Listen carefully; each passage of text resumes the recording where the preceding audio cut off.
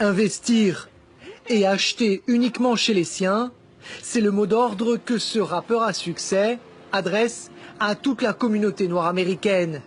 Killer Mike est déterminé à pénaliser un système dont il estime qu'il est raciste. Les sanctions économiques, c'est son arme de choix face à l'injustice, telles que les brutalités policières. Si vous comprenez les règles de l'économie, celles-ci peuvent être utilisées comme des armes de guerre.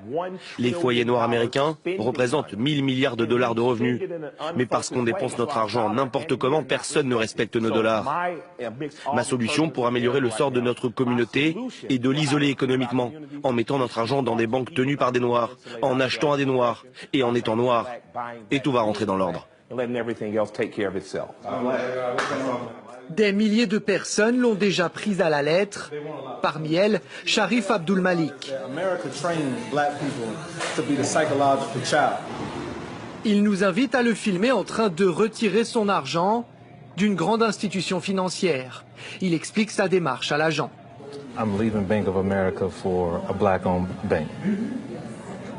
Interdit de filmer ici, notre caméra doit rester discrète.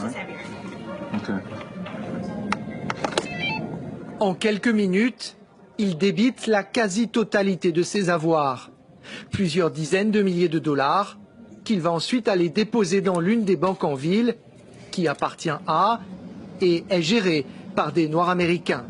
Objectif de cette initiative, convaincre 1 million de personnes d'en faire de même. Les sommes en jeu sont conséquentes.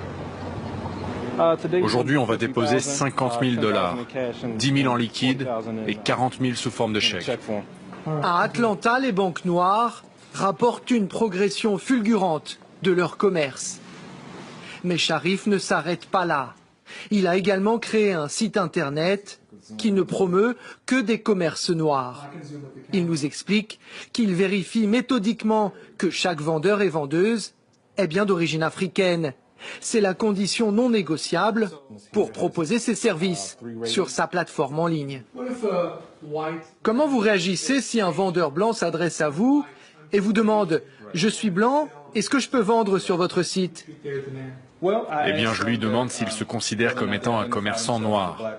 S'il m'a déjà révélé qu'il est blanc, alors logiquement, il ne peut pas être le propriétaire d'un commerce noir. Il ne pourra donc pas vendre sur notre site. Le site propose de tout, même de la lessive élaborée, empaquetée et vendue par une entreprise noire américaine. Rien n'est laissé au hasard, jusqu'aux étiquettes postales sur ces boîtes. Comme le reste, elles sont fabriquées par de la main-d'œuvre approuvée. Grâce aux relais sur Internet, parfois inspirés par le site de Sharif, les commandes décollent, selon le responsable de la commercialisation du produit. Les gens, c'est comme l'eau. Si tu viens à l'océan avec un petit seau, c'est tout ce que tu ramèneras. Sharif améliore nos ventes car il nous envoie beaucoup de gens et nous donne accès à un marché bien plus grand. Plus les gens nous voient et plus on peut vendre. The more people we see, the more sales we can make. We want to start producing our own everything, you know, from toothbrushes to toothpaste to deodorant. I mean, just everything. Clothes. I mean, everything that we need. Celles et ceux qui partagent la logique de Sharif se défendent de vouloir établir une société parallèle au sein de la nation américaine. L'Amérique nous a relégués à un rang inférieur, on veut s'éloigner de ce statut. Personne ne dit que nous ne devrions plus interagir, travailler et commercer avec les autres.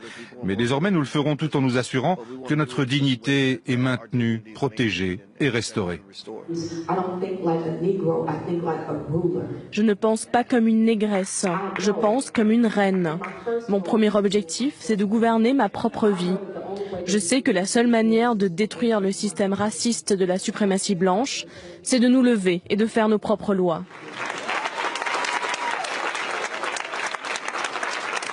Le mouvement a pris de l'ampleur, mais il fait également face à des défis immenses.